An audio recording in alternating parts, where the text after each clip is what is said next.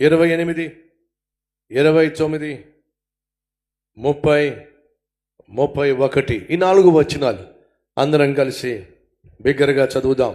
3వ అధ్యాయము 28 నుండి. గుర్రపు గుమ్మమునకు పైగా యాజకులందరూ తమ ఇండ్లకెదురుగా బాగు చేసిరి. వారిని ఆనుకొని తన ఇంటికి ఎదురుగా ఇమ్మోరు కుమారుడైన సాదోకు బాగు చేసెను. అతని ఆనుకొని తూర్పు ద్వారమును కాయు షెకన్యా కుమారుడైన షమాయా బాగు చేశాను. అతనిని ఆనుకొని షెలమ్యా కుమారుడైన హనన్యాయును, జలాపు 6వ కుమారుడైన హానును మరి ఒక భాగమును బాగు చేయు వారైరి.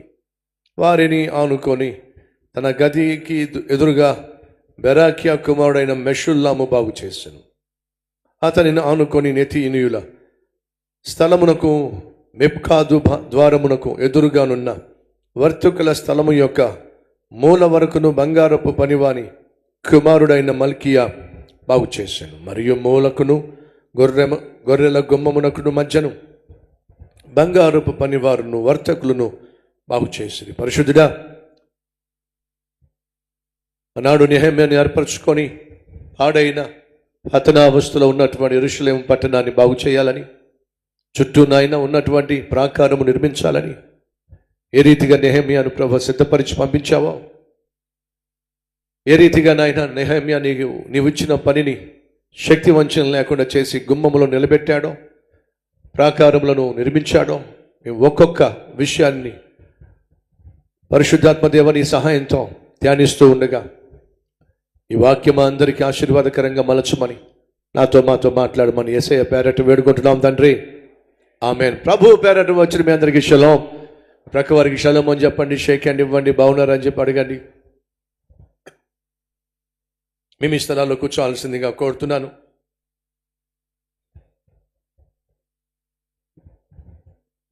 త్వరగా కూర్చోండి.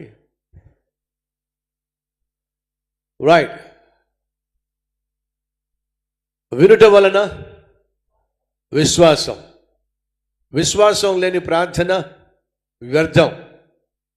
కాబట్టి వాక్యమే మనకు విశ్వాసాన్ని కలిగిస్తుంది. విశ్వాసంతో చేసిన ప్రార్థన మనకు జవాబును తీసుకొస్తుంది. అది మీరు నమ్ముతున్నారు కాబట్టి వాక్యానికి విలువ ఇచ్చే సమయం ఇది. వాక్యానికి విలువ ఇచ్చే సమయం కనుక ఏ ఒక్కరు లేవకండి, అటు ఇటు తిరగకండి. మేము ఈ స్థలాల్లో ప్రశాంతంగా కూర్చోండి. రాబోయే కొన్ని నిమిషాలు బహుశక్తివంతమైన సందేశాన్ని మనం విందాం. త్వరగా సెటిల్ కావాల్సిందిగా కోరుతున్నాను. మా వాళ్ళు స్క్రీన్లో ఏదో చూపిస్తున్నారు, చూసారా? ఆరాధన జరిగే సమయంలో అటు ఇటు తిరగడం అది మంచి పద్ధతి కాదు. ఎందుకంటే దేవుడు మన మధ్య సంచరిస్తున్నాడు కాబట్టి. ఒక లేవడం తిరగడం అది మనకు అవమానకరం, దేవునికి అవమానకరం, మనకు క్షేమం కాదు. రైట్. నెహెమ్యా యెరూషలేము పట్టణంలో అడుగుపెట్టిన తరువాత ఆ పట్టణము చుట్టూ ఉన్నటువంటి ప్రాకారము కూలిపోయినట్టుగా తను గమనించాడు. కొన్ని గుమ్మములు కాలిపోయినట్టుగా కూడా నెహెమ్యా గమనించాడు. పట్టణం క్షేమంగా ఉండాలంటే పట్టణం చుట్టూ ఉన్నటువంటి ప్రాకారం బాగుండాలి, భద్రంగా ఉండాలి. గోల్కొండ కోట ఉంది కదా, ఆ కోట చుట్టూ ఏముందో తెలుసా మీకు? ఏముందండి? కోట చుట్టూ పెద్ద వాల్ ఉంది, పెద్ద గోడ ఉంది, ప్రాకారము నిర్మించబడింది. ఆ గోల్కొండ లోపలికి వెళ్ళాలంటే ఈ ప్రాకారాన్ని దాటి వెళితే తప్ప ఆ గోల్కొండని ఏ ఒక్కరు ముట్టుకోవడం సాధ్యం కాదు. ఆ కోటలోనికి వెళ్ళడం సాధ్యం కాదు. అలాగే యెరూషలేములోకి ఎవరైనా వెళ్ళాలి అని అంటే యెరూషలేము చుట్టూ ఉన్నటువంటి ప్రాకారము గోడను దాటకుండా ఎవరు లోపలికి వెళ్ళలేరు. ఆ గోడ ఎంత బలంగా ఉంటే అంత క్షేమంగా యెరూషలేము ఉంటుంది. సరే, యెరూషలేములో దేవుని ప్రజలు ఉన్నారు. ఈరోజు నీ కుటుంబం కూడా ఒక రాజ్యం. ఆ రాజ్యానికి రాజు ఎవరు? భర్తవైనా నువ్వే. రాణి ఎవరు? భార్య అయినా నువ్వే. ప్రజలెవరు? నీ బిడ్డలే. నీ ఇల్లే ఒక రాజ్యం. నీ కుటుంబమే ఒక పట్టణం. ఆ పట్టణంలో ఉన్న నీ కుటుంబ సభ్యులు క్షేమంగా భద్రంగా ఉండాలి అని అంటే నీ చుట్టూ ఓ ప్రాకారం ఉండాలి, ఒక కంచె ఉండాలి, ఒక గోడ ఉండాలి. అర్థమవుతుందా? మన కుటుంబంలోనికి, మన బిడ్డల జోలికి సైతాను సంబంధులు జొరబడి దాడి చేయకుండా ఉండాలంటే మన కుటుంబం చుట్టూ కూడా మనము కంచె లేదా ప్రాకారము లేదా ఓ గోడ కట్టుకోవాలి. ఏ గోడ కట్టుకోవాలి? ప్రార్థన అనే గోడ. యోబు గ్రంథం 1వ అధ్యాయంలో ఒక గోడను గూర్చి లేదా ఒక కంచెను గూర్చి రాయబడి ఉంది. 1వ అధ్యాయము, యోబు గ్రంథం 1వ అధ్యాయము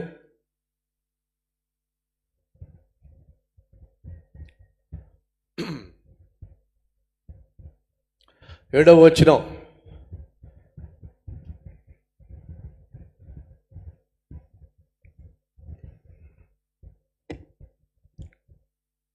ఆరో వచనం 2వ లైన్.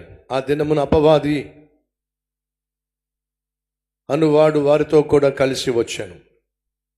యెహోవా అంటున్నాడు సాతానుతో, ఎక్కడి నుండి వచ్చితివనని వారిని అడుగగా అపవాది, భూమి మీద అటు ఇటు తిరుగులాడుచు అందులో సంచరించుచు వచ్చితినని యెహోవాకు ప్రత్యుత్తరమిచ్చాను.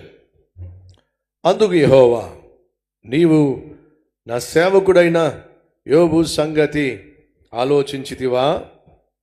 అతడు యథార్థవర్తుడును న్యాయవంతుడునై దేవుని యందు భయభక్తులు కలిగి చెడుతనమును విసర్జించినవాడు, భూమి మీద అతని వంటి వాడెవడునూ లేడు అని అడుగగా అపవాది, యోబు ఓరకనే దేవుని యందు భయభక్తులు కలవాడాయన, నీవు అతనికిని అతని ఇంటి వారికిని అతనికి కలిగిన సమస్తమునకును చుట్టూ కంచె వేసితివి కదా.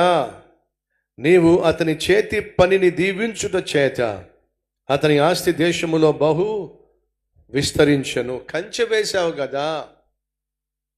యోబు కుటుంబం చుట్టూ దేవుడు ఏం చేశాడట? చెప్పండి ఏంటో? కంచె వేశాడు. అలాగే మన కుటుంబం చుట్టూ కూడా కంచె ఉండాలి. మన చుట్టూ కూడా, మన కుటుంబం చుట్టూ కూడా, మీరు చేస్తున్న ఉద్యోగం చుట్టూ, మీరు కలిగి ఉన్న వ్యాపారం చుట్టూ, మీరు కలిగి ఉన్న వ్యవసాయపు పొలాల చుట్టూ, పాడి పంటల చుట్టూ దేవుని యొక్క కాపుదల ఉండాలి. సంగమా వింటున్నారా?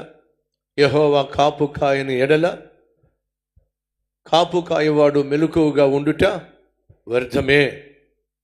అనగా దేవుని యొక్క కాపుదల మనకు అవసరం.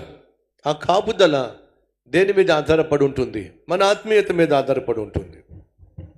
దేవుడు యోబుకున్న సమస్తాన్ని కాచి కాపాడడానికి కారణం అతడు నీతిమంతుడు కాబట్టి, అతడు యథార్థవంతుడు కాబట్టి,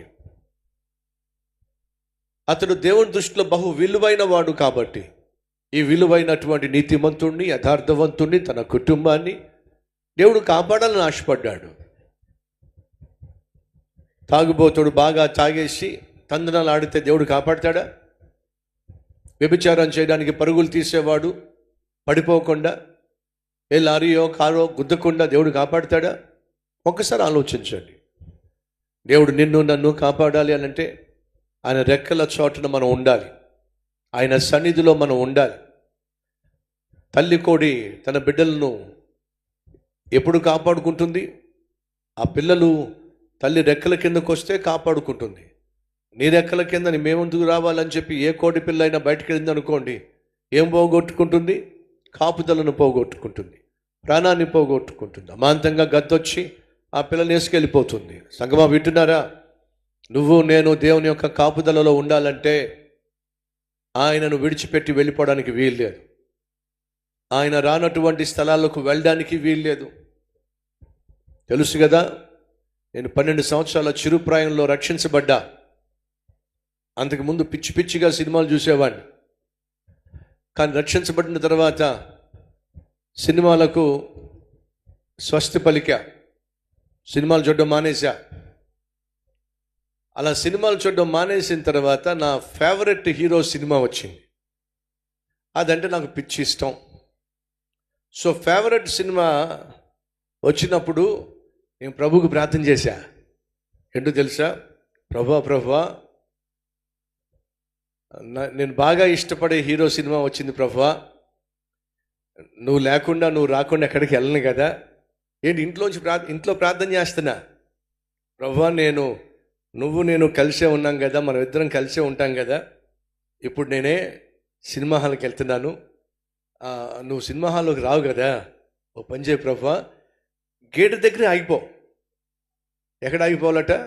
సినిమా హాల్ గేటు దగ్గర నువ్వు ఆగిపో, నేను లోపలికి వెళ్ళి సినిమా చూసేసి వచ్చేసిన తర్వాత గేటు దగ్గర నువ్వు వెయిట్ చేస్తూ ఉంటావు కదా, కాబట్టి మళ్ళా నేను కలిసి ఇంటికి వెళ్ళిపోదాం అని ప్రార్థన చేశా.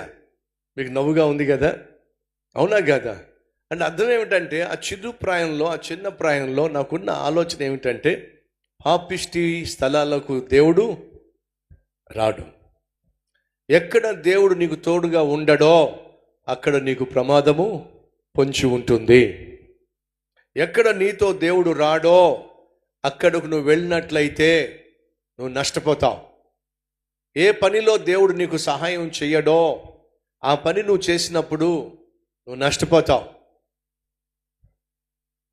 ఏ వ్యాపారంలో అయితే దేవుడు నీతో పాటు పని చేయడో, నీతో పాటు భాగస్థుడు కాడో, ఆ వ్యాపారం నువ్వు చేసినట్లయితే నువ్వు నష్టపోతావు.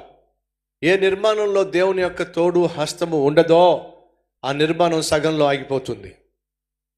బాబేలు గోపురాన్ని కట్టాలని చెప్పి, తమ కోసం పేరు సంపాదించాలని చెప్పి పెద్ద గోపురం కడుతున్నారు. దేవుని పర్మిషన్ తీసుకున్నారా? దేవుని సహాయం తీసుకున్నారా? దేవుని యొక్క తోడు వారు కలిగి ఉన్నారా? లేదండి. వాళ్ళంతటి వాళ్ళే ప్రారంభించేశారు, వాళ్ళంతటి వాళ్ళే కట్టాలనుకున్నారు. వాళ్ళు దేవునికి వ్యతిరేకంగా దేవుని యొక్క పర్మిషన్ లేకుండా కట్టే ప్రయత్నం చేశారు. సంపూర్ణం చేయగలిగారా? సగంలో ఆగిపోయింది. ఈరోజు మనలో చాలామంది జీవితాల్లో ఏది ప్రారంభించినా సగంలో ఆగిపోతూ ఉంటాయి. కారణం తెలుసా? దేవుడు లేకపోవడం. సంగమా, ఆయనే ఆది, ఆయనే అంతము, ఆయనే ఆల్ఫా, ఆయనే ఒమేగా. ఆయనతో ప్రారంభించింది ఆయనతోనే ముగించబడుతుంది. 3వ అధ్యాయం మీరు జాగ్రత్తగా చూస్తే, గొర్రెపు ద్వారంతోనే ప్రారంభించబడింది, గొర్రెల ద్వారంతోనే ముగించబడింది. గొర్రెల ద్వారము యేసుక్రీస్తుకు సాదృశ్యము. యేసుక్రీస్తుతో దేవుని యొక్క సహాయంతో నెహెమ్యా పనిని ప్రారంభించాడు. ఆయన సహాయంతోనే నెహెమ్యా పనిని కూడా ముగించగలిగాడు. దేవుడు లేకుండా, దేవుడు రాకుండా ఎక్కడికి వెళ్ళకండి, ఏమీ చేయకండి. ఎందుకని? చేసే ప్రయత్నం చేస్తే నష్టపోతాము, కష్టాలు పాలైపోతాము అనే వాస్తవాన్ని మర్చిపోవద్దని ప్రభు పేరట మనం చేస్తున్నా. మళ్ళా వెనక్కి వెళ్ళిపోదాం. ఎక్కడికి? యోబు గ్రంథానికి. ఎందుకని? మన చుట్టూ కూడా కంచె కావాలి, మన కుటుంబం చుట్టూ కూడా కంచె కావాలి. 1వ అధ్యాయము 5వ వచనము, అదే యోబు గ్రంథం. వారి విందు దినములు పూర్తి కాగా యోబు తన కుమారులు పాపము చేసి తమ హృదయములలో దేవుణ్ణి దూషించరేమో అని వారిని పిలువనంపించి వారిని పవిత్రపరిచి అరుణోదయమున లేచి. ఎప్పుడు లేచాడట యోబు? ఎప్పుడు లేచాడట? అరుణోదయమున లేచి. అరుణోదయం అంటే సూర్యుడు ఉదయించు సమయమున, అంటే పెందలకడనే ఉదయమునే లేచి. భర్తలో ఉదయమునే లేవడం ఆశీర్వాదం, భార్యలో ఉదయమును లేవడం ఆశీర్వాదం. ఆలస్యంగా నిద్ర లేవడం, ఎప్పుడు పడితే అప్పుడు పడుకోవడం, ఎప్పుడు పడితే అప్పుడు లేవడం చూసాం కదా దావీదు జీవితంలో. ఎప్పుడు పడితే అప్పుడు పడుకుంటున్నాడు, ఎప్పుడు పడితే అప్పుడు లేస్తున్నాడు. అది కాస్త దావీదును ఎక్కడికి ఈడ్చుకుని వెళ్ళిందో చెప్పండి? వ్యభిచారం చేసేంతగా, నరహత్య చేసేంతగా దావీదు లాంటి మహా గొప్ప భక్తుడిని ఈడ్చుకొని పోయింది. ఆధ్యాత్మిక జీవితంలో అలాగే మన శరీర విషయంలో క్రమశిక్షణ అవసరం. భక్తుడైనటువంటి యోబు ఉదయమునే లేచి ఏం చేస్తాడట? ప్రార్థన చేస్తాడట. చూద్దాం రండి. 5వ వచనము, అరుణోదయమున లేచి వారిలో ఒక్కొక్కరి నిమిత్తమై దహన బలి అర్పించుచూ వచ్చెను. యోబు నిత్యము అలాగు చేయుచూ ఉండెను. దహన బలి అనగా సంపూర్ణంగా సజీవ యాగముగా తనను తాను అప్పగించుకోవడం. తండ్రిగా, తల్లిగా, సంపూర్ణంగా నువ్వు దేవునికి అప్పగించుకొని నీ బిడ్డల క్షేమం కోసం నువ్వు ప్రార్థన చేసినట్లయితే సాధారణంగా దహన బలి అనగా ఒక బలిపీఠాన్ని ఏర్పరచుకోవడం, బలిపీఠాన్ని నిర్మించటం సమర్పణకు సాదృశ్యం. 12వ అధ్యాయం ఆదికాండము బలిపీఠాన్ని ఏర్పరిచినప్పుడు అక్కడ ఏం జరుగుతుందో చూద్దాం రండి. ఆదికాండం 12వ అధ్యాయం 10వ వచనం లేక 8వ వచనం, ఆ తర్వాత ఏముందో చూద్దాం. హాయికిని బేతేలుకును మధ్య గుడారము వేసి అక్కడ యెహోవాకు ఏ పీఠం కట్టాడు? బలిపీఠమును కట్టాడు. బలి ఇవ్వడానికి, దహన బలి ఇవ్వడానికి బలిపీఠము కట్టి యెహోవా నామమున ప్రార్థన చేశాను. అనగా అర్థం ఏమిటి? బలిపీఠము అనగా మనల్ని మనం సంపూర్ణంగా సమర్పించుకోవడం, అది మనం దేవునికి మనల్ని మనం అర్పించుకోవడం, అలాగే ఆయనతో మనం మాట్లాడడం, ప్రార్థన చేయటం. అబ్రహాము బలిపీఠము కట్టి ఏం చేశాడు? ప్రార్థన చేశాడు. అంటే యోబు కూడా బలిపీఠము కట్టి ఏం చేస్తుంటాడు? ప్రార్థన చేస్తుంటాడు. ఎవరెవరి కోసం ప్రార్థన చేశాడట? ఒక్కొక్కరి కోసం ప్రార్థన చేశాడు. మా కుటుంబాన్ని దీవించు ప్రభువా చెప్పటం వేరు, భార్య కోసం, భర్త కోసం, బిడ్డలు ఎంతమంది ఉంటే ఒక్కొక్కరి కోసం ప్రార్థన చేయాలి. జాన్ వెస్లీ తల్లి సూజన్ వెస్లీ 14 మంది పిల్లలు ఉంటే ఒక్కొక్కరి కోసం గంట సేపు ప్రార్థన చేసేదట. కొంతమంది ఉన్నారా? వెళ్ళిపోయారా? ఉన్నారా? 14 మంది పిల్లలు ఉంటే మనమైతే ఏం చేస్తామంటే, ప్రభువా నీకు తెలుసు కదా ప్రభువా, 14 మంది పిల్లలు నాయన, వాళ్ళందరినీ కాపాడయ్యా. అరే టీవీ రిమోట్ ఎక్కడుందిరా? TV remote. అరే సెల్ ఫోన్ ఎక్కడుందిరా? 14 మంది పేర్లు చెప్పడానికి కూడా మనకు సమయం లేదు. పిల్లల పేర్లు కూడా చెప్పలేకపోతే నా పిల్లలను దీవించున్నాయన, అంతే సింపుల్. కానీ సూజన్ వెస్లీ తన 14 మంది కోసం, ఒక్కొక్కరి కోసం గంట సేపు ప్రభు సన్నిధిలో ప్రార్థన చేసేదట మహాతల్లి. కాబట్టి ప్రపంచాన్ని ప్రభావితం చేసే గొప్ప సువార్థికుడు, ఆ తర్వాత కాపరి అయినటువంటి జాన్ వెస్లీ మెథడిస్ట్ సంఘాలను స్థాపించినవాడు. ఇంగ్లాండ్ దేశాన్ని గడగడలాడించేశాడు. అద్భుతమైన ప్రసంగికుడు, అద్భుతమైన బోధకుడు. సుమారు 14 భాషలు నేర్చుకున్నాడట. గుర్రం మీద 5 లక్షల మైళ్ళు ప్రయాణం చేసి సువార్త ప్రకటించాడట. 80 సంవత్సరాలు దాటినప్పుడు, ఎన్ని సంవత్సరాలు దాటినప్పుడు? 80 సంవత్సరాలు దాటినప్పుడు తన శరీరం అట 4 గంటల వరకు పడుకోవాలి అని ఆశపడుతుంటే తిట్టేవాడట తన శరీరాన్ని. ఏ వయసులో? 80 సంవత్సరాల వయసులో. 4 గంటల వరకు పడుకుంటే ఇంకా పడుకుంటామేమిటి గాడిదలాగా, లే. ఈరోజు 15 సంవత్సరాలు 20 సంవత్సరాల వయసు వచ్చిన వాళ్ళు కూడా డీపీ లాగా పడుకుంటున్నారు. అది విరమర్శి ఇష్టం లేదు. 7 గంటల దాకా, 8 గంటల దాకా, 9 గంటల దాకా, 10 గంటల దాకా డీపీ లాగా పడుకుంటున్నారు. పెద్ద క్వశ్చన్, డీపీ అంటే ఏమిటి? డీపీ అంటే ఏమిటి? డీపీ అంటే ఏమిటి? మీలో ఎంతమందికి అర్థమైందో చేయి చూపిస్తారా? అర్థమైన వాళ్ళు చేయి చూపించిన వాళ్ళకి చెప్పండి. పాపం వాళ్ళు టెన్షన్లో ఉన్నారు. ఆ డీపీ అంటే ఏంటో చెప్పండి. నేను అన్నానా ఆ మాట? నేను అన్నానా? నేనేం అల్లా, మీరే మీ పక్కలకు చెప్పారు. రైట్. గొప్పవాళ్ళు ఎందుకు గొప్పవాళ్ళు అయ్యారయ్యా అంటే వాళ్ళు ప్రార్థనా జీవితాన్ని గొప్పగా నిర్మించుకున్నారు. యోబు తన బిడ్డల చుట్టూ కంచి వేశాడు. ఈరోజు ప్రతి కుటుంబం చుట్టూ ఒక కంచి ఉండాలి. ఏ కంచె? ప్రార్థనా కంచె. తల్లులు తండ్రులు, మీ బిడ్డల కోసం మీరు ప్రార్థన చేస్తున్నప్పుడు సైతాను తలపెట్టినటువంటి అపాయాలు, ఆపదలు మీ బిడ్డల జోలికి రాకుండా మీరు కాపాడుకోగలుగుతారు. కొడుకొచ్చి అంటున్నాడు, అమ్మా నాకు సైన్యంలో ఉద్యోగం వచ్చింది. ఏం ఉద్యోగం నాయనా? సైన్యంలో యుద్ధం చేస్తున్నప్పుడు సైనికులు ఒకవేళ ఎవరైనా గాయపడి వాళ్ళు కొట్టుమిట్టాడుతున్నప్పుడు వాళ్ళని నా భుజాల మీద వేసుకొని ఆ డాక్టర్లు ఉండేటటువంటి గుడారానికి వాళ్ళు మోసుకుని వెళ్ళి చికిత్స చేయించడం నా పనమ్మ, చాలా సంతోషం నాయన అని చెప్పి ప్రార్థన చేసి పంపించింది. యుద్ధం ముమ్మరంగా జరుగుతుంది.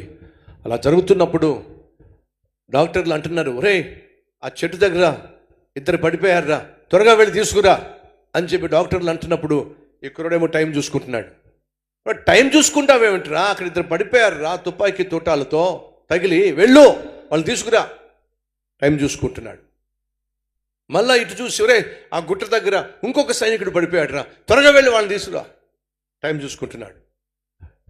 ప్రాణాపాయ స్థితిలో సైనికులు పడిపోయి ఉంటే నువ్వు టైం చూసుకుంటా, బుద్ధి లేకుండా వెళ్ళరా. టైం చూసుకుంటున్నాడు. తిడుతున్నారు, అరుస్తున్నారు, కేకలేస్తున్నారు, బూతులు తిడుతున్నారు. వాడు మాత్రం ఏమీ పట్టించుకోకుండా టైం చూసుకుంటున్నాడు. సడన్గా పరుగున బయటికి వెళ్ళిపోయాడు. బయటికి వెళ్ళిపోయి ఒక్కొక్కడిని భుజం మీద వేసుకున్నాడు. తుపాకీ తోటాలు పేల్తా ఉన్నాయి, బాంబులు పేల్తా ఉన్నాయి, ఏమీ పట్టించుకోవాలా. ఒక్కొక్క సైనికుడిని తన భుజం మీద వేసుకొని డాక్టర్ల దగ్గర తీసుకొచ్చి వాళ్ళ ముందు ఆ టేబుల్ మీద పడుకోబెడుతున్నాడు. మళ్ళీ వెళ్తున్నాడు. మళ్ళీ తుపాకులు పేలుతున్నాయి, బాంబులు పేలుతున్నాయి, ఏమీ పట్టించుకోవట్లా. పడిపోయిన సైనికులందరినీ కూడా భుజాల మీద వేసుకుని ఒక్కొక్కరిని తీసుకొచ్చేసి డాక్టర్ల యొక్క మంచాల మీద పడుకోబెట్టేశారు. డాక్టర్లు వాళ్ళందరికీ చికిత్స చేసి ఆపరేషన్ చేయాల్సి వస్తే ఆపరేషన్ చేసి వాళ్ళందరి ప్రాణాలు కాపాడారు. ఆ తర్వాత ఒరే తుపాకీ తోటాలు తగిలి పడిపోయిన సైనికుల్ని కాపాడమని చెప్పి నిన్ను ఎంత తిట్టినా, ఎంత అరిచి కేకలేసినా నువ్వు వెళ్లకుండా టైం చూసుకుంటా కూర్చున్నావు. కానీ సడన్గా నీకేమైందో ఏమో, టైం చూసుకున్నావు, అమాంతంగా బయటకు వెళ్ళిపోయావు. తుపాకీలు పేలుతున్నా, బాంబులు పేలుతున్నా ఏమీ లెక్క చేయకుండా వీళ్ళందరినీ తీసుకొచ్చి మా ముందు పడుకోబెట్టావు. నువ్వు ఆ విధంగా ప్రాణాలు తగ్గించి కాపాడావు కాబట్టి మేము వైద్యం చేయగలిగాం. కానీ మేము వెళ్ళమన్నప్పుడు వెళ్ళకుండా టైం ఎందుకు చూసుకుంటా ఉన్నావురా. అప్పుడు ఆ కుర్రవాడు అంటున్నాడు, ఏమీ లేదండి, మీరు నన్ను వెళ్ళమన్నప్పుడు 11:55 అయింది. మా అమ్మ 12 గంటలకు మా ఇంట్లో నా కోసం మోకాళ్ళ మీద ప్రార్థన చేస్తూ ఉంటుంది. 12 గంటలకు మా అమ్మ మోకరిస్తుంది కాబట్టి ఆమె మోకరించి ప్రార్థన చేస్తూ ఉంటే నా మీదకు సైతాను పంపించే ఏ బాణము నా జోలికి రాదు. సైతాను తోటాలు నన్ను ముట్టచాలు, ఎటువంటి అపాయము కీడు నా సమీపంగా రానే రాదు. కారణం ఏమిటంటే నా తల్లి ప్రార్థన నా చుట్టూ కంచె వేస్తుంది. కాబట్టే తుపాకీ తోటాలు పేలుతున్నా, బాంబులు పేలుతున్నా వాటన్నిటి మధ్య నేను ధైర్యంగా వెళ్ళగలిగాను, వీళ్ళందరినీ కాపాడగలిగాను. కారణం తెలుసా సార్, మా అమ్మ ప్రార్థన యొక్క గొప్పతనం. ఆ ప్రార్థన నన్ను కాపాడుతూ వస్తుంది. తండ్రులు తల్లులో ఒకవేళ ఈరోజు మన జీవితాల్లో, మన బిడ్డల జీవితాల్లో వారు దారి తప్పుతున్నా, సైతాను చేతుల్లో ఎంతో కొంత బందీలు అవుతున్నా, లేకపోతే సైతానుకు దొరుకుతున్నా ఎంతో కొంత మన ప్రార్థన లోపమే కారణమై ఉంటుంది. మా అమ్మాయి పాడైపోతుంది, మా అబ్బాయి చెడిపోతున్నాడు, మా అబ్బాయి దూరం అయిపోతున్నాడు దేవుడికి, మా అమ్మాయి దూరం అయిపోతుంది దేవునికి, ఇదిగో ఈ పాపంలో పడిపోయింది, ఈ అలవాట్లో పడిపోయాడు మా అబ్బాయి అని చెప్పి మనం సాధారణంగా బాధపడుతూ ఉంటాం మన పిల్లల గురించి. అలా బాధపడడం కంటే వ్యక్తిగతంగా ఒక్కసారి మనల్ని మనం ప్రశ్నించుకుందాం, మనల్ని మనం పరీక్షించుకుందాం. తండ్రిగా తల్లిగా మన బిడ్డల చుట్టూ కంచె వేయవలసిన మనము ప్రార్థన కంచె వేయగలిగామా? బిడ్డల చుట్టూ కంచె వేయవలసిన సమయంలో కన్నీటితో ప్రార్థన చేస్తూ మన బిడ్డల చుట్టూ కాపుదల భద్రతనే కంచె వేయగలిగామా? తల్లిగా తండ్రిగా నీ బిడ్డల చుట్టూ ప్రార్థన కంచె వేయలేదు కాబట్టే సైతాను లోపలికి జొరబడగలిగాడు. బంగారం లాంటి నీ బిడ్డలను సైతాను దోచుకునే ప్రయత్నం చేస్తున్నాడు, దేవునికి దూరంగా తీసుకెళ్లే ప్రయత్నం చేస్తున్నాడు, దుష్కార్యాలు చేయించే ప్రయత్నం చేస్తున్నాడు. మా అబ్బాయి చెడిపోతున్నాడు, మా అమ్మాయి చెడిపోతుందని చెప్పి నువ్వు ఏడుస్తున్నావు. కానీ వాస్తవం ఏమిటయా అంటే దేవుని సన్నిధిలో నీ కొడుకు కోసం, కూతురు కోసం ఏడవలసిన సమయంలో, కన్నీరు కార్చవలసిన సమయంలో, ప్రార్థించవలసిన సమయంలో నువ్వు చేసిన తప్పేమిటయా అంటే టీవీ ముందు కూర్చుని సీరియల్ చూస్తూ కాలక్షేపం చేసేసావు. సెల్ ఫోన్ ముందు కూర్చొని సెల్ ఫోన్లో చెత్తా చెదారం చూసుకుంటూ సమయాన్ని పాడు చేసుకున్నావు. తండ్రిగా నీ బాధ్యత మర్చిపోయావు, తల్లిగా ప్రార్థన జీవితాన్ని పక్కన పెట్టేశావు.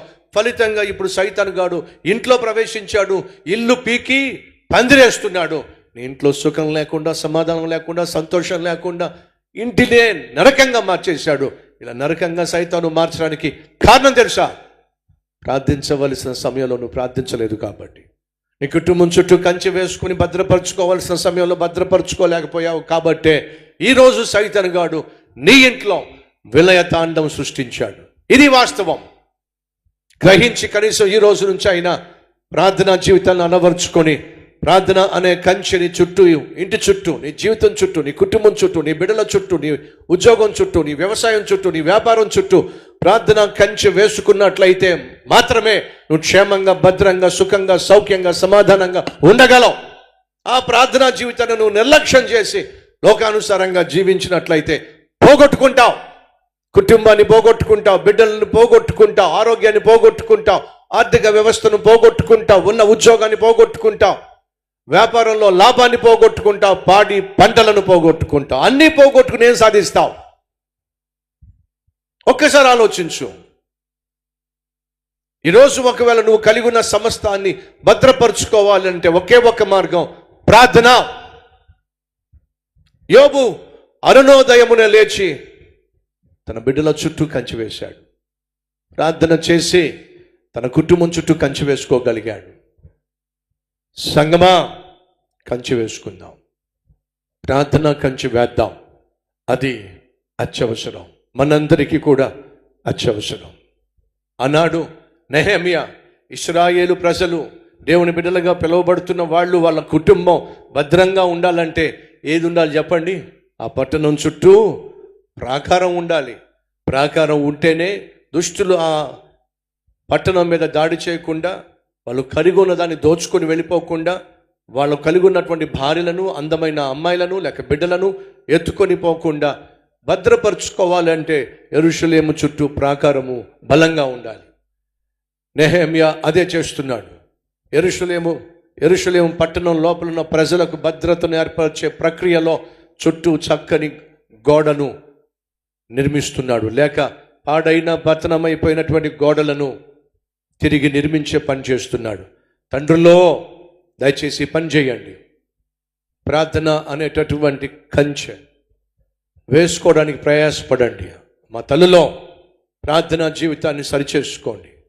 ఎక్కడెక్కడైతే ప్రార్థన జీవితం కుప్పగూలిపోయిందో, ఆత్మీయత పాడైందో, పరిశుద్ధత పతనమైందో, ఈ రాత్రి ప్రభు సన్నిధిలో పశ్చాత్తాపపడి, అయ్యా నా ప్రార్థన జీవితాన్ని నేను కోల్పోయా.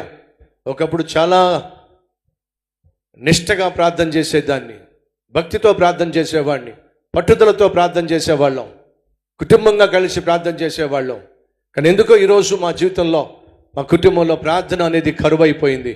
క్షమించు నాయనా, మన్నించాయా అని ఖచ్చితంగా నువ్వు నీ ప్రార్థన బలిపీఠాన్ని చక్కబెట్టుకోవాల్సిందిగా ప్రభు పేరట మనవి చేస్తుందా.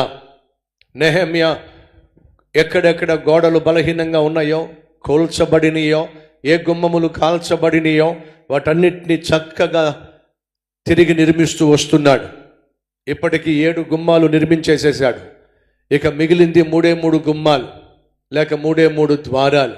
ఆ 3 ద్వారాలు కూడా త్వరగా మనం ధ్యానించేసి ఇక 4వ అధ్యాయంలోకి వెళ్ళే ప్రయత్నం చేద్దాం. నెహెమ్యా గ్రంథం 3వ అధ్యాయం. ఇప్పుడు మనం చూసేటటువంటి గుమ్మం పేరు గొర్రెల ద్వారము. 28వ వచనము.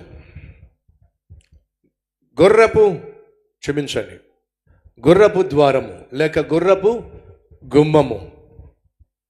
28వ వచనంలో మనం చూస్తున్న గుమ్మము గుర్రపు గుమ్మమునకు పైగా యాజకులందరూ తమ ఇండ్లకు ఎదురుగా బాగు చేసిరి. 8వ గుమ్మం పేరు గుర్రపు గుమ్మం, హార్స్ గేట్. ఎందుకని దానికి హార్స్ గేట్, గుర్రపు ద్వారము లేక గుర్రపు గుమ్మము అని ఎందుకు పెట్టారయ్యా అంటే, ఆ ద్వారం గుండానే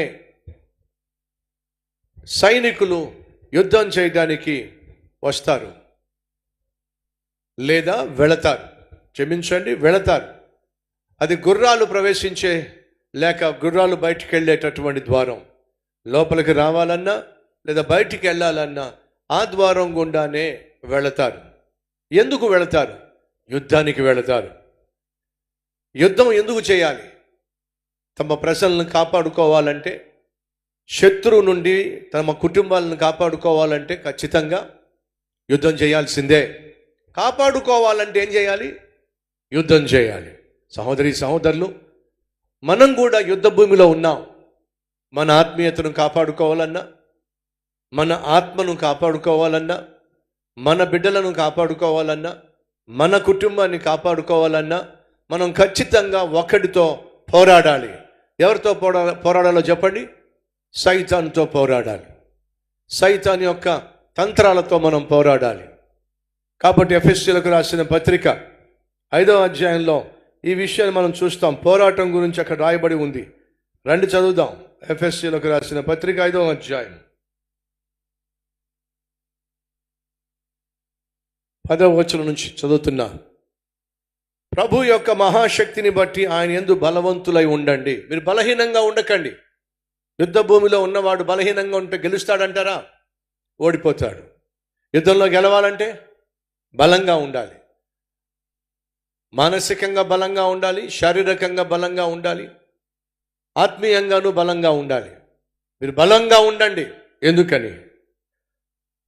మీరు అపవాది తంత్రములు ఎదిరించుటకై శక్తిమంతులగునట్లు దేవుడిచ్చు సర్వాంగ కవచనమును ధరించుకొనుడి. ఎలయనగా మనం పోరాడునది శరీరులతో కాదు. ఎవరితో కాదట? శరీరులతో కాదు, కానీ ప్రధానులతోనూ అధికారులతోనూ ప్రస్తుత అంధకార సంబంధులకు లోకనాథులతోనూ ఆకాశ మండలమందున్న దురాత్మల సమూహముతోనూ పోరాడుచున్నాం. సహోదరి సహోదరులు, మనం అందరం కూడా ఆత్మీయ పోరాటంలో ఉన్నాం. మన చుట్టూ సైతాన్ యొక్క సైన్యము మోహరించి ఉంది. పేతురు ఈ మాట అన్నాడు, ఎవరిని మింగుదునా అని అపవాది అయిన సైతాను గర్జించు సింహం వలె. ఏమిటట? మొదటి షిఫ్టా, రెండో షిఫ్టా, మూడో షిఫ్టా? దివారాత్రములో వాడు మన చుట్టూ తిరుగుతున్నాడో. మీకు అర్థమయ్యే భాషలో చెప్తా. మీరు సింగిల్ రూమ్లో ఉన్నారా? మీ చుట్టూ సైతాన్ గాడు తిరుగుతున్నాడు. ఆగండి బ్రదర్, నాకు దెయ్యాలంటే భయం. మీరేమో మీరు సింగిల్ రూమ్లో ఉంటున్నారా? ఒక గదిలో ఉంటున్నారా? లేదా 2 గదుల్లో ఉంటున్నారా? లేక పూరి పాకలో ఉంటున్నారా? లేక అపార్ట్మెంట్లో ఉంటున్నారా? లేక సొంత ఇంట్లో ఉంటున్నారా? చక్కని ఇల్లు కట్టుకున్నారా? మీరు ఏమైనా చేయండి, మీరు ఎక్కడున్నారో అక్కడ సైతాన్ ఏం చేస్తున్నాడు? మీ ఇంటి చుట్టూ తిరుగుతున్నాడు. పొరపాటున తలుపు తెరిచారా ఏమవుతుంది చెప్పండి? ఇప్పుడు మీరు ఇంటికి వెళ్తే భయం, తలుపు తెరవాలంటే భయం. అవునా కాదా? మీరు నమ్మండి, మన చుట్టూ సైతాన్ గాడు చెప్పండి ఉన్నాడు. నమ్మినా నమ్మకపోయినా సరే. హైదరాబాద్ వచ్చిన కొత్తల్లో ఒక చిన్న రూమ్లో నేను ఉండేవాడిని. ప్రార్థన చేసి పడుకున్న తర్వాత నేను పరుపు మీద పడుకున్నా, చేతులు ఏమో తల కింద పెట్టుకున్నా, ఆ కిటికీ వైపు చూస్తూ ఉన్నా. అది తలుపు కిటికీ వేసుంది. కిటికీ వైపు చూస్తూ ఉన్నా. సడన్గా నాకు యేసుక్రీస్తు తన శిష్యులతో పాటు గలిలయ సముద్రంలో ప్రయాణం చేస్తున్నప్పుడు సైతాన్ ఏం చేశాడయ్యా అంటే సముద్రాన్ని ప్రేరేపించి అలలు మాంతంగా ఎగసిపడే విధంగా చేశాడు. అలా సముద్రం ఎగసి పడుతున్నప్పుడు యేసయ్య శిష్యులు ప్రయాణం చేస్తున్నటువంటి పడవ అటు ఇటు కొట్టబడింది. శిష్యులు భయపడిపోయారు, చచ్చిపోతామేమో అనుకున్నారు. బోధకుడా, మనం నశించిపోతున్నాం అన్నప్పుడు యేసుక్రీస్తు వారిని చూసి గద్దించాడు. అల్ప విశ్వాసులారా గద్దించాడు. ఆ తర్వాత ఎగసి పడుతున్న సముద్రాన్ని గద్దించాడు. ఎందుకో నాకు అది సడన్గా మైండ్లోకి వచ్చింది. సైతానుగాడు ఆ రోజు సముద్రాన్నే చెలరేగే విధంగా చేశాడే, ఇప్పుడు మూసి ఉన్నటువంటి కిటికీలని కావాలంటే వాడు తెరవగలడు, వాడికి ఆ శక్తి ఉంది అని అంటూనే ఉన్నానండి. కిటికీలు స్లోగా తెరుచుకున్నాయి. ఇప్పుడు మీరైతే నవ్వుతారా లేకపోతే ఏం చేస్తారు? బాబా అంటే బాబా బాబు నా జోలికి అది చూసారా,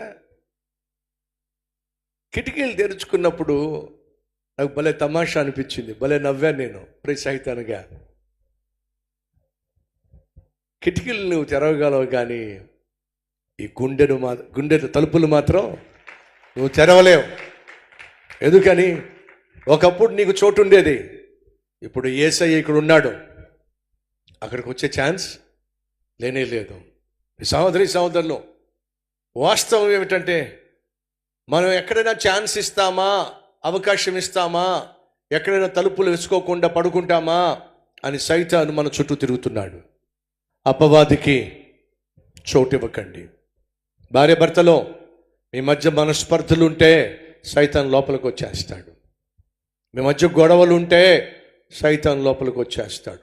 అపవిత్రమైన దృశ్యాలు కానీ, అపవిత్రమైన సీరియళ్ళు కానీ, అపవిత్రమైనటువంటి వాటిని కానీ మీరు టీవీలో చూస్తూ ఉంటే సైతాన్ మీ గృహంలోకి వచ్చేస్తాడు. ఏమన్నా తమ్ముళ్ళు చెల్లెళ్ళు అమ్మకు తెలియకుండా, నాన్నకు తెలియకుండా మీ గదుల్లో మీరు బూతు సినిమాలు చూస్తూ ఉంటే సైతానికి మీరు అవకాశం ఇస్తున్నారు. సైతాన్ ఇంట్లోకి వచ్చేస్తాడు. వాడు ఇంట్లోకి వచ్చాడయ్యా అంటే అంత సులభంగా బయటికి వెళ్ళే ఛాన్స్ లేదు. వాడు వచ్చేసాడయ్యా అంటే వాడు తిష్ట వేసేస్తాడు. ఒక ముళ్ళుతో కూడినటువంటి తొండ, ఒంటి నిండా ముళ్ళు, బయట బాగా వర్షం పడుతుంది. అలా వర్షం పడుతున్నప్పుడు అక్కడ చిన్న కన్నం కనిపించింది. ఎలుక తవ్వినటువంటి కమ్మం, ఒక కన్నం, రంధ్రం. వర్షం బాగా పడుతుంది, బాగా చలిగా ఉంది కాబట్టి ఈ తొండ ఏం చేసిందంటే ముళ్ళుతో నిండిపోయిన తొండ నెమ్మదిగా తలకాయ లోపల పెట్టే ప్రయత్నం చేసింది. అప్పుడు అక్కడ ఎలక పిల్లలు ఆ కన్నంలో ఉన్నాయి.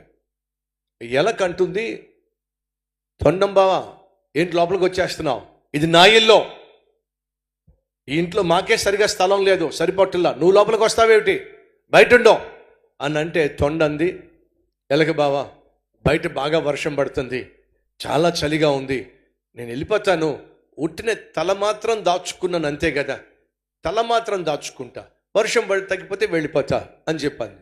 సరేలే అని చెప్పి ఎలక అన్న తర్వాత ఈ తొండ తల మాత్రమే కాదు, కాసేపు అయిన తర్వాత మెడ కూడా లోపల పెట్టింది.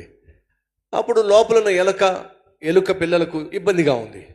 ఏంటి తల మాత్రమే దాస్తానని చెప్పేసి మెడ కూడా లోపలికి వచ్చింది ఏమిటి, భలే ఉన్నావు ఎలుక బావా, తలకి మెడ ఉంటుంది కదా, మెడకే కదా తల ఉండేది, తల మాత్రమే తీసుకొచ్చి అలా పెడతా, కాబట్టి మెడ కూడా కొంచెం పెట్టా, నువ్వు మెడ పెట్టావు తల పెట్టావు, మాకు ఇక్కడ ఇరుగ్గా ఉంది, ఎంతసేపు వర్షం తగ్గితే నేను వెళ్ళిపోతా కదా, సరేలే.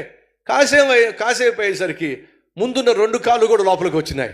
ఇదేంటి దౌర్జన్యంగా లోపలికి వచ్చేస్తున్నావు, చేతులు ఉనిగిపోతున్నాయి ఎలుగు బాగా, తట్టుకోలేకపోతున్నాయి, ఏదో కొంచెం చేతులు మాత్రం అలా పెట్టా, కాసేపు అయ్యేసరికి నడుము లోపలికి వచ్చేసింది, ఇదిగో నువ్వు లోపలికి వచ్చేస్తున్నావు. ఎంత వచ్చినా కూడా వర్షం వచ్చేంత వరకే కదా, ఇంతకుముందు ఎప్పుడైనా వచ్చాను మీ ఇంట్లోకి, రాలేదుగా, ఇప్పుడు ఎందుకు వచ్చాను నేను, వర్షం పడుతుందనేగా, వర్షం తగ్గిపోతే వెళ్ళిపోతాగా, ఎందుకు భయపడుతున్నావు, మొత్తం లోపలికి వచ్చేసింది. మొత్తం లోపలికి వచ్చిన తర్వాత ఇదేమిటి దౌర్జన్యంగా మొత్తం లోపలికి వచ్చేసావేమిటి, నా పిల్లలు ఉక్కిరి బిక్కిరి అయిపోతున్నారు, నేను ఉక్కిరి బిక్కిరి అయిపోతున్నావు, చాలా కష్టంగా ఉంది అని అంటే తొండ అంటుంది, మీకు చాలా కష్టంగా ఉందేమో కానీ నాకు మాత్రం చాలా సుఖంగా ఉంది, చాలా హాయిగా ఉంది, చాలా వేడిగా ఉంది, భలే ఉంది, నీకు భలే ఉండొచ్చు కానీ మాకు మాత్రం ప్రాణం మీదకి వచ్చింది, ప్రాణాలు ఎందుకు తీసుకుంటారు అనవసరంగా, చక్కగా మీరు బయటికి వెళ్ళిపోయారు అనుకోండి, హ్యాపీగా బతికేసేయచ్చు. ఏమంటుంది, బ్రతకాలనుకుంటే మీరు ఇంట్లోంచి బయటికి వెళ్ళండి, నువ్వు మా ఇంట్లోకి దౌర్జన్యంగా వచ్చి మమ్మల్ని పొమ్మంటావేమిటి, నాకు రావడమే తెలుసు కానీ పోవడము తెలియదు. సైతాను గాడి తత్వం ఇదే, ఒకసారి వాడిని మీ ఇంట్లోకి రానిచ్చినట్లయితే వాడికి రావడమే తెలుసు కానీ పోవడం మాత్రం తెలియదు. సహోదరులో అపవాదికి చోటు ఇవ్వకండి. వాడికి సంబంధించింది ఏదైనా సరే నీ ఇంటిలో కానీ నీ ఒంటిలో కానీ ఉన్నట్లయితే వాడు దౌర్జన్యంగా నీ లోపలికి వచ్చేస్తాడు, నీ జీవితంలోకి వస్తాడు, నీ కుటుంబంలోకి వస్తాడు, నీ ఇంట్లోకి వచ్చాడు అని అంటే తిష్ట వేసేస్తాడు, నిన్ను ఇంట్లోంచి బయటికి తరిమేస్తాడు. ఆ తర్వాత నువ్వు బజార్ను పడాల్సిందే. నీ జీవితము నీ కుటుంబం బజార్ను పడకుండా ఉండాలంటే ఒకే ఒక మార్గం, నీ ఇంటి చుట్టూ ప్రార్థన కంచె వేసుకోవాలి. దేవుని యొక్క కాపుదల భద్రతలో నిన్ను నీ కుటుంబాన్ని కాపాడుకోవాలి. ఒక్క దేవునికి తప్ప, దేవుని సన్నిధికి తప్ప సైతాను దేనికి భయపడే ప్రసక్తి లేదు. ఏ ఇంటిలో యేసు ఉంటాడో ఆ ఇంట్లో సైతాను అడుగు పెట్టే ఛాన్స్ లేదో. ప్రశ్న, ఈరోజు నువ్వు ధైర్యంగా చెప్పగలవా? నా ఇంట్లో యేసుకు తప్ప మరొక దానికి చోటు లేదు.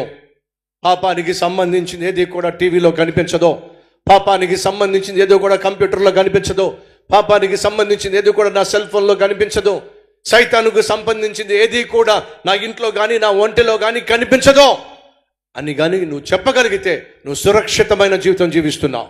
అలా కాకుండా ఏదైనా ఒక అవకాశం సైతానికి ఇచ్చినట్లయితే, వాడికి ఒక్క అవకాశం ఇస్తే చాలు, వాడు నీ జీవితంలో జ్వరబడతాడు, నీ ఒంటెలో జ్వరబడతాడు, నీ ఇంటిలో జ్వరబడతాడు, నీ బిడ్డల జీవితంతో ఆటలాడతాడు, నిన్ను సర్వనాశనం చేసేంత వరకు ఇంట్లోంచి బయటికి వెళ్ళే ప్రయత్నం చేయడు, ఇంట్లోంచి బయటికి వెళ్ళే ప్రయత్నం చేయడు.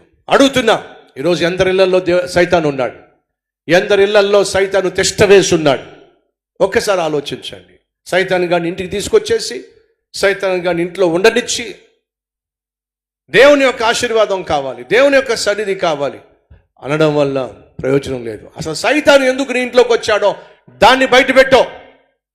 ఏ అలవాటు ద్వారా నీ ఇంట్లోకి వచ్చాడో ఆ అలవాటును బయట పెట్టో. ఏ పాపాన్ని ఆధారం చేసుకుని సైతాను ఇంట్లోకి వచ్చాడో, నీ ఒంటెలోకి వచ్చాడో దాన్ని బయట పెట్టో. అప్పుడే వాడు బయటికి వెళ్తాడు. పాపం నీ జీవితంలో పెట్టుకొని, పాపం నీ ఇంట్లో పెట్టుకొని సైతాను బయటికి పోవాలంటే అయ్యే పని కానే కాదు.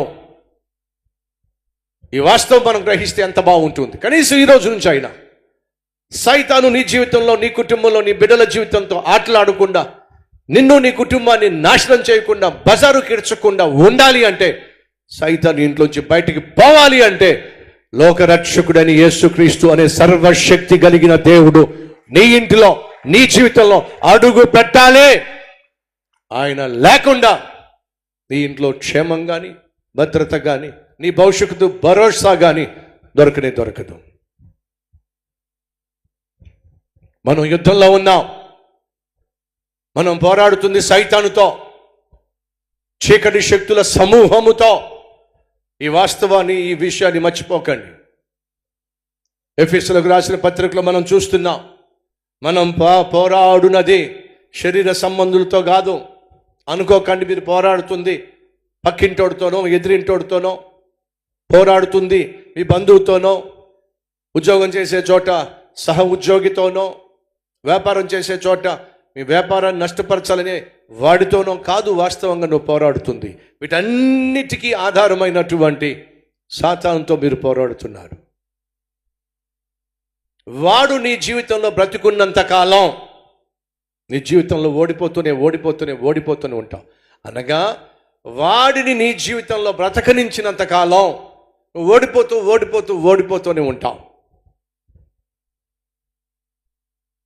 ఒకరోజు ఒక సహోదరుడు మందిరానికి వచ్చి ప్రార్థన చేస్తున్నాడు. ఏమని తెలుసు? ప్రభువా మళ్ళీ నా బ్రతుకు బూజు పట్టింది ప్రభువా. ఏం పట్టిందట వాడికి? మళ్ళీ బూజు పట్టింది ప్రభువా. మళ్ళీ తప్పు చేశానయ్యా, అందుకే నా జీవితం బూజు పట్టేసిందయ్యా. సరే, మీకు అర్థం కావాలంటే ఓ ప్రశ్న, ఏ ఇంట్లో బూజు పడుతుందో చెప్పండి. మా ఇంట్లో అనకండి, మీ ఇంట్లోనా? ఏ ఇంట్లో బూజు పడుతుంది? ఇంతకీ బూజు అంటే తెలుసా అండి? తెలీదా? తెలిసిన వాళ్ళు చేసి చూపిస్తారా? అమ్మయ్యా, రైట్. ఇప్పుడు ఏ ఇంట్లో బూజు పడుతుందో చెప్పండి, గట్టి చెప్పండి. ఏమిటి? శుభ్రత లేని ఇంటిలో, సోమరి ఉన్న ఇంటిలో. ఏ ఇల్లాలైతే ఇల్లు శుభ్రంగా పెట్టుకోదో ఆ ఇంట్లో బూజు పడుతుంది. అర్థమైందా? బూజు పట్టిందయ్యా అంటే దాంట్లో శుభ్రత లేదు. బూజు పట్టిందయ్యా అంటే ఆ ఇంట్లో ఉన్న వాళ్లకు పరిశుభ్రత తెలియదు. ఇప్పుడు ఇతనేమంటున్నాడు? ప్రభువా ఆ జీవితంలో బూజు పట్టింది ప్రభు అన్నట్టు. అర్థం ఏమిటి? తన జీవితంలో పరిశుద్ధత కరువైంది, పరిశుభ్రత కరువైంది. ప్రభువా బూజంతా తొలగించయ్యా ప్రార్థన చేస్తున్నాడు. పక్కోడు విన్నాడు, ఓ వీడికి బాగా బూజు పట్టిందట అనుకున్నాడు. మళ్ళా ఆదివారం వచ్చాడు, ప్రభువా మళ్ళీ బూజు పట్టింది ప్రభువా, నా బూజంతా తీసేసాయ్యా, బూజంతా వెళ్ళగొట్టయ్యా. పక్కోడు చూశాడు, వీడికి మళ్ళీ బూజు పట్టింది. 3వ వారం వచ్చాడు, ప్రభు మళ్ళీ పాపం చేశానయ్యా, మళ్ళీ పాపంలో పడిపోయానయ్యా, మళ్ళీ బూజు పట్టిందయ్యా, బూజు తొలగించాయా అని అంటే పక్కోడు ప్రార్థన చేస్తాడు, ప్రభువా వీడి సమస్య బూజు పట్టడం కాదయ్యా, వాడి ఇంట్లో సాలిడ్ ఉంది. ఏముంది వాళ్ళ ఇంట్లో సాలిడ్ ఉంది. ఆ సాలిడ్ ఉన్నంత వరకు బూజు పడతానే ఉంటుంది. ఆ సాలిడ్ను చంపు ప్రభువా, వీడి బూజు కూడా వదిలిపోద్ది.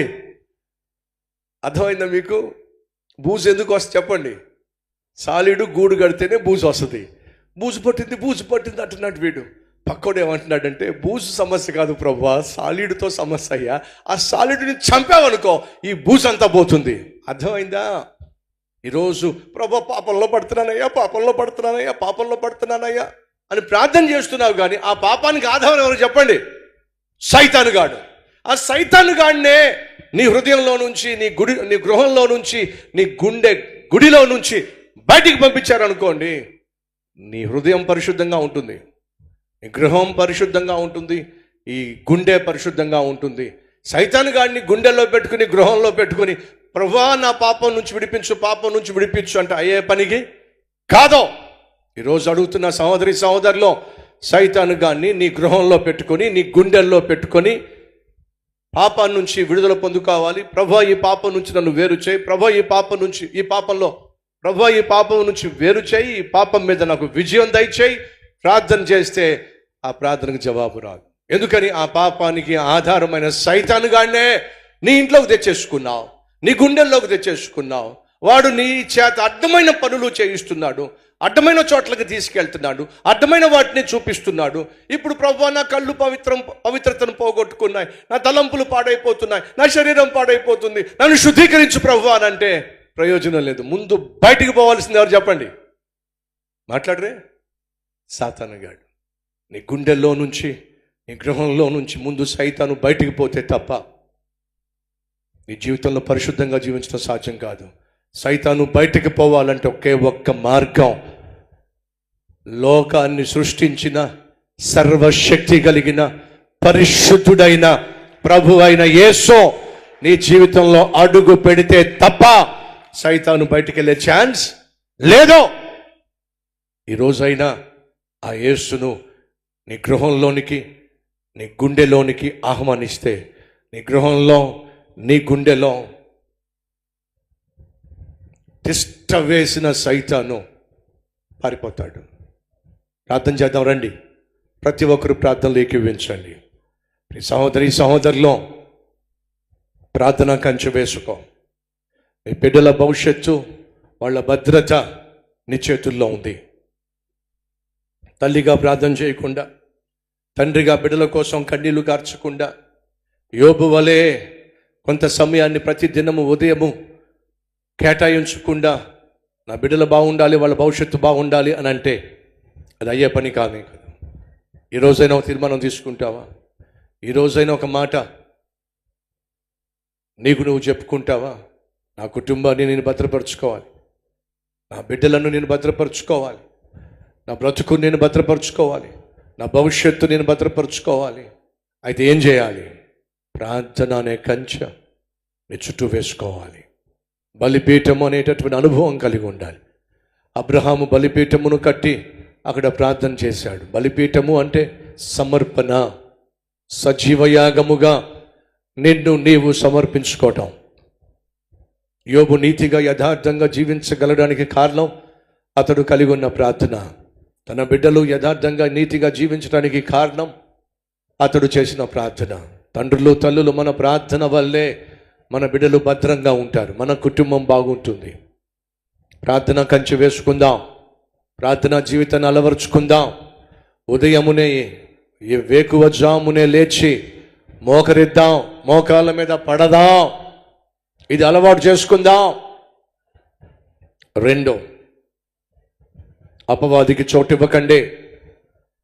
నీ ఇంటిలో కానీ, నీ ఒంటెలో కానీ, నీ గుండెలో కానీ సైతానుకు సంబంధించింది ఏదైనా ఉంటే వాటి లోపలికి వచ్చేస్తాడు. అడుగుతున్నా, సైతానుకు సంబంధించింది ఏమిటి నీలో ఉంది? దాన్ని వేళ్లతో సహా తీసేసాయి. బూజు కాదు తొలగాల్సింది నీ జీవితంలో, సాలీడు తొలగాలి. బూజు కాదు పోవాల్సింది, ఆ బూజుకు ఆధారమైనటువంటి సాలీడు చంపబడాలి. ఈ అలవాటు నుంచి నన్ను విడిపించాయా, ఈ కోరిక నుంచి నన్ను విడిపించాయా, ఈ పాపిష్టి తలంపుల నుంచి విడిపించాయా. ప్రార్థన చేయడం తప్పు కాదు, కానీ వీటన్నిటికీ ఆధారం ఏమిటి? సైతాను.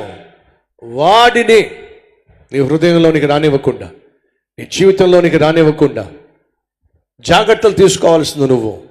మళ్ళా చెబుతున్నా, సైతానుకు సంబంధించింది ఏదైనా నీ గృహంలో ఉన్నా, నీ గుండెలో ఉన్నా, వాడు దౌర్జన్యంగా లోపలికి వచ్చేస్తాడో, వాడు నీ ఇంటిలోకి వచ్చాడంటే అంత సులభంగా బయటికి పోడు. వాడు నీ జీవితంలో ప్రవేశించాడంటే అంత సులభంగా బయటికి పోడు. అయినప్పటికీ ఒకే ఒక్కడికి సైతాను భయపడతాడు. ఎవరు? ప్రభు అయిన యేసుక్రీస్తు. ఆయన గనుక నీ ఇంట్లో అడుగు పెడితే, ఆయన గనుక నీ జీవితంలో అడుగు పెడితే సైతాను తోక ముడిచేస్తాడో, నీ ఇంట్లో నుండి, నీ హృదయంలో నుండి సైతాను పారిపోతాడు. కాబట్టి ఈరోజే, ఇప్పుడే ఆ క్రీస్తును నీ హృదయంలోనికి ఆహ్వానించు. ఆయన నీ హృదయం అనే తలుపు తడుతున్నాడో, నువ్వు తలుపు తెరిచినట్లయితే చాలో, ఆయన నీ హృదయంలోకి వస్తాడో, నీతో కలిసి నివసిస్తాడో. యేసు ఏ గుండెలో ఉంటాడో, ఏ గృహంలో ఉంటాడో, ఆ గుండెలో, ఆ గృహంలో సైతాను యొక్క పనులు, పన్నాగాలు, తంత్రాలు పనిచేయవు. ఎందుకని? సైతానే వీటన్నిటికీ ఆధారం. అనగా పాపాలకు ఆధారం సైతానే గనుక ఆ సైతాను గాని నీ జీవితం నుంచి బయటికి పోవాలి అంటే ఒకే ఒక్క మార్గం. ఏమిటది? యేసుక్రీస్తును నీ హృదయంలోనికి అంగీకరించటం. ఈరోజు అంగీకరిస్తావా? క్రీస్తును నీ హృదయంలోనికి రాణిస్తావా? నీ గృహంలోనికి రాణిస్తావా? అవును అన్నవారు మీ హస్తాన్ని ప్రభు చూపిస్తారా? ప్రార్థన చేద్దాం. ప్రతి ఒక్కరం కూడా ప్రార్థనలు ఏకీవించండి. మహాపరిశుద్ధుడైన ప్రేమ కలిగిన తండ్రి, శ్రేష్టమైన సందేశం ద్వారా మాతో మాట్లాడినందుకు వందనాలు. గుర్రపు ద్వారము పోరాటానికి సూచన. మా జీవితాలు పోరాటంలో ఉన్నాయి. మా శత్రువు సైతాను. ప్రతి నిత్యము సైతాను మాతో పోరాడుతూనే ఉన్నాడు. మమ్మల్ని పడేయాలని, పరిశుద్ధతను పాడు చేయాలని, మమ్మల్ని అపవిత్రపరచాలని, అపవిత్రమైన జీవితంతో మమ్మల్ని లయపరచాలని సైతాను ప్రతి నిత్యము మా చుట్టూ తిరుగుతూనే ఉన్నాడు. నాయన, వాడికి సంబంధించింది ఏదైనా సరే మా గృహంలో కానీ, మా గుండెలో కానీ ఉన్నట్లయితే వాడు అమాంతంగా లోపలికి వచ్చి, దౌర్జన్యంగా లోపలికి వచ్చి తిష్ట వేసేస్తాడు. వాడు మాలోకి రాకుండా ఉండాలంటే, మా జోలికి రాకుండా ఉండాలంటే వాడికి సంబంధించింది ఏది కూడా మా జీవితంలో ఉండడానికి వీల్లేదు. అలాంటి జీవితం నాకు దయచేయ్యా, అలాంటి జీవితం మాకు దయచేయ్యా. సైతాను మా గుండెల్లో అడుగు పెట్టకుండా, మా గృహంలో అడుగు పెట్టకుండా ఉండాలంటే ఒకే ఒక్క మార్గం. నువ్వు మా గుండెల్లో నివసించాలి, నువ్వు మా గృహంలో నివసించాలి. కాబట్టి అడుగుతున్నావు, యేసయ్యా మా గృహంలో ప్రవేశించు నాయనా, మా గుండెల్లో ప్రవేశించయ్యా. సైతానుకు సంబంధించింది ఏది కూడా మా గృహంలో కానీ, మా గుండెల్లో కానీ ఉండడానికి వీల్లేదు నాయన. సైతాన్ని సంపూర్ణంగా నాయన మా నుండి, మా గృహం నుండి బయటికి పారదోలండి, తరిమివేయండి. అపవాదిని గద్దించండి, వాడు పారిపోతాడని చెప్పావు. యేసు నామములో మా గృహంలో, మా గుండెల్లో తిష్ట వేసిన సైతాన్ యొక్క సమూహాన్ని యేసు నామములో మా హృదయాల్లో నుంచి, మా గృహాల్లో నుంచి, మా పొలాల్లో నుంచి, మా వ్యాపారాల్లో నుంచి, మా ఉద్యోగాల్లో నుంచి, మా కుటుంబాల్లో నుంచి బయటికి పొమ్మని శాసిస్తున్నాం. సంపూర్ణ విజయాన్ని ప్రతి ఒక్కరి తరఫున ప్రకటిస్తున్నావు నాయన. ప్రతి ఒక్కరూ నీ బిడ్డలైన మేము జయ జీవితం జీవించాలి. ఎక్కడా సైతానుకు లొంగడానికి వీల్లేదు, సాతానుకి తావు ఇవ్వడానికి వీల్లేదు, అపవాదికి చోటు ఇవ్వడానికి వీల్లేదు నాయన. అలాంటి జీవితం మాకు దయచేయ్యా. ప్రతి నిత్యము మాతో వాడు పోరాడాలని తహతహలాడుతుండగా మేము నాయనా నిన్ను కలిగి, పరిశుద్ధాత్మ దేవుణ్ణి కలిగి, పరిశుద్ధాత్మ దేవుని శక్తితో దుష్టుని ఎదుర్కోగలిగిన కృప మాకు దయచేయండి. ప్రతి తల్లి ప్రార్థనా పరురాలు కావాలి, ప్రతి తండ్రి ప్రార్థనాపరుడు కావాలి. ప్రతి బిడ్డ, ప్రతి యవన బిడ్డ ప్రార్థనాపరుడుగా తన ఆత్మీయ జీవితాన్ని కాపాడుకోవాలి. నాయనా ప్రార్థనాత్మ మాకు దయచేయ్యా. మా సంఘంలో ప్రార్థించే సమూహాన్ని లేవనెత్తండి అయ్యా. మా బిడ్డలు కూడా ప్రార్థన చేసే విధంగా వారిని సిద్ధపరచండి అయ్యా. నాయనా మా కుటుంబాల్లో సైతానుకు సంబంధించినది ఏది ఉండడానికి వీల్లేదయ్యా. మా బిడ్డల జీవితంలో సైతానుకు సంబంధించింది ఏది ఉండడానికి వీల్లేదు నాయన. సంపూర్ణంగా మమ్ములను మా బిడ్డలను నీ రక్తములో కడగండి నాయన. శుద్ధీకరించండి నాయన. ప్రతి అపవిత్రత నుంచి విడిపించండి నాయన. దానికి ఆధారమైన సైతాను గాన్ని బయటికి త్రోలండి నాయన. నువ్వే మా హృదయంలో, నువ్వే మా గృహములో నిత్యము నివసించాలయ్యా. నిన్ను సంతోషపరిచే, నిన్ను ఆనందింపచేసే జీవిత విధానం మాకు ప్రసాదించండి నాయన. మా కల్వరి టెంపుల్లో ఉన్న ప్రతి కుటుంబాన్ని, లైవ్లో వీక్షిస్తున్న ప్రతి ఒక్కరి కుటుంబాన్ని నాయన, మా రాష్ట్రాల్లో, మా దేశంలో ఉన్న ప్రతి క్రైస్తవ కుటుంబాన్ని నాయన ప్రత్యేకంగా దర్శించి దీవించి ప్రతి కుటుంబంలో మీరు అడుగుపెట్టి శాంతిని, సమాధానాన్ని అనుగ్రహించాయా. మా దేశంలో ఉన్న ప్రతి కుటుంబాన్ని దర్శించు నాయన.